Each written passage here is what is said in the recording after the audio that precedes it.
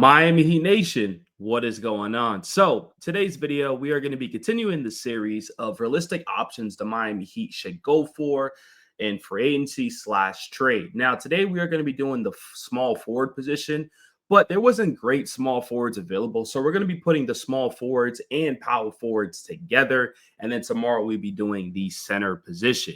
But before we do start today's video, if you guys enjoy Miami Heat content, we do upload every single day. And our goal this year is to upload for 365 days. And I couldn't do it without you guys. So I just want to say I appreciate y'all. I love y'all. Continue to keep liking, sharing, subscribing, commenting, all that good stuff. And let's get back in today's video. So as you see on this screen right here, this is the Miami Heat team payroll. Now, when we look at our depth, the small forward and power forward position, obviously our small forward currently would be like Andrew Wiggins and then Haywood Highsmith coming off the bench. You can put Jaime and all that other stuff, right?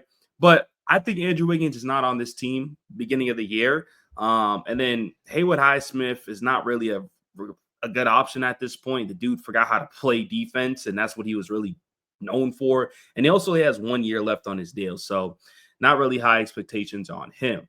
So we're going to start off with, and mind you, this is not in any particular order or anything like that. But number one, who I would love to have on this team would be Bobby Portis. Bobby Portis this year averaged about 14 points a game, 46% from the field, 36% from the three-point line, 8 rebounds, 2 assists. And no, he got suspended, so it's not like he's injury prone or anything like that. Because look at the season before, played all 82 games. The season, past that 70, 72. So he's usually out there. But when he did come back, still played some really good basketball. And even in the postseason against the Pacers, I mean, outside of game one, he had 28 points, 28 and 12. 10 and 8, 14 and 3, and 14 and 10.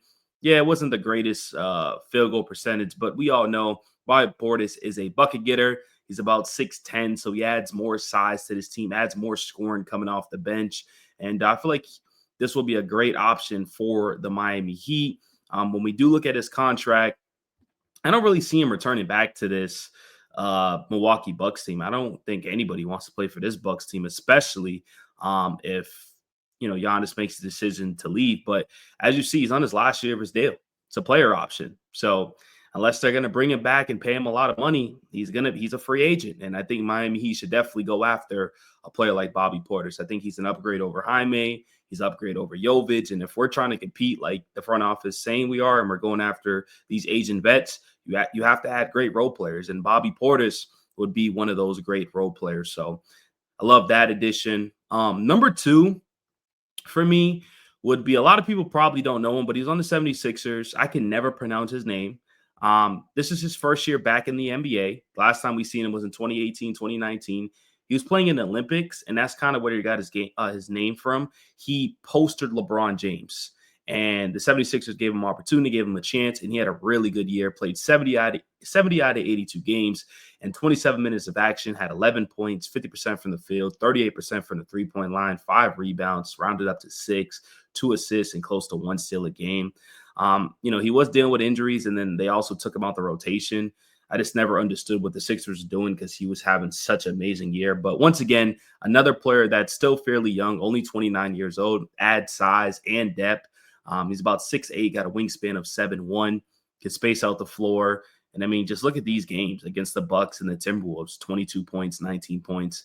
I don't know if the 76ers can afford him, but I would definitely love to bring this type of player to the NBA, to the Miami Heat at that, power forward position coming off the bench. Or you probably won't start him, but I think this is an excellent addition. And this is the type of player that, he risked. He was getting paid money over there in the Olympics.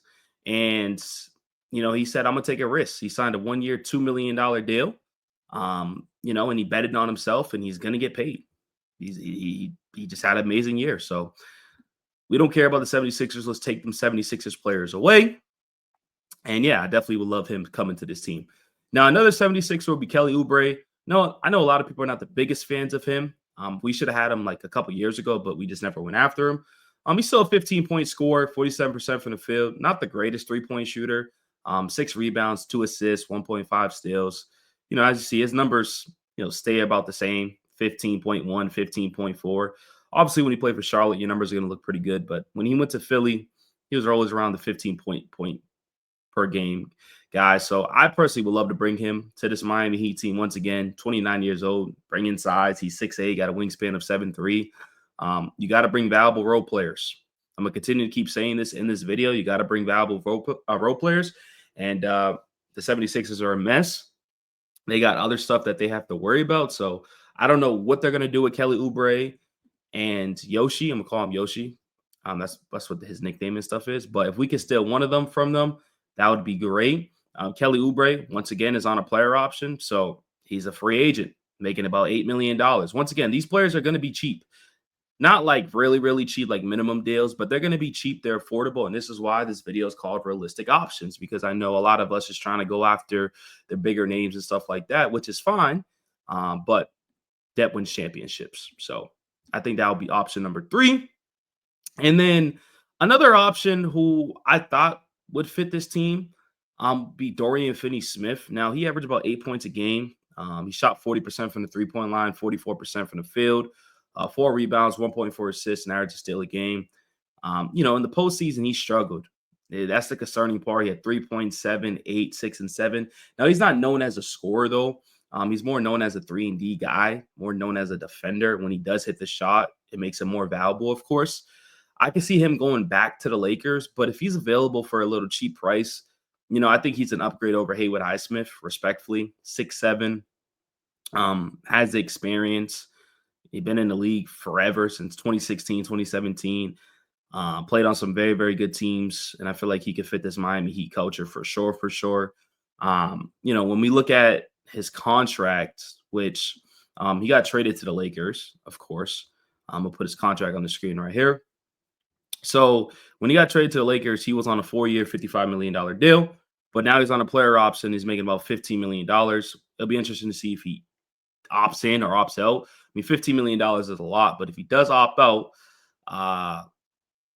probably won't be great for the Miami Heat. Now that I'm thinking about it, because if you don't want 15 million, he's going to want more. And I just feel like he's not worth that. But then again, these players nowadays are getting paid $15 million, and they're not even very, very good, right? We might have Tyler Hero getting paid $50 million, and he definitely doesn't deserve it. So the money in the NBA being thrown around is just crazy. But I think that would be a solid option for sure. A nice 3-and-D wing.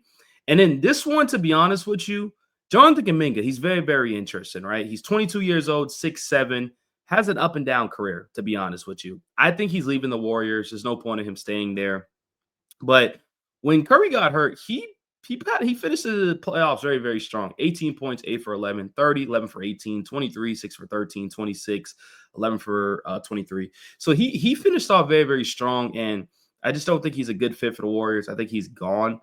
Jonathan Kuminga will be like a feature, like that's the type of player that you kind of have to like build with, like Tyler and Bam and Kuminga. The only thing about this one is that he's going to probably be a little bit more expensive than all the other players that I talked about in today's video, just because he's younger. And the Warriors are going to want something in return. Maybe the Warriors want a center, but I'm not doing a swap of Ware and Kuminga. I'm just not doing that. You know what I mean? But if we could find a way to get Jonathan Kuminga, I still think it's a realistic option over Giannis's and stuff like that. But if we can get him to this team, I wouldn't be mad at all. Like I said, I feel like he could fit this Heat culture. He's a restricted free agent. He's gone. I think the Warriors are going to try to do a sign and trade, but we'll see what happens.